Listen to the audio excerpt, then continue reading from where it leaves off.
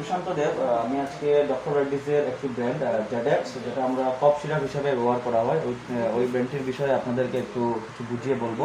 তো জেডেক্স কফ সিরাপটা সাধারণত আমরা কাশির জন্য ব্যবহার করি, কিন্তু কোন ধরনের কাশির জন্য ব্যবহার করি সেটা হয়তো আপনারা বুঝেন না।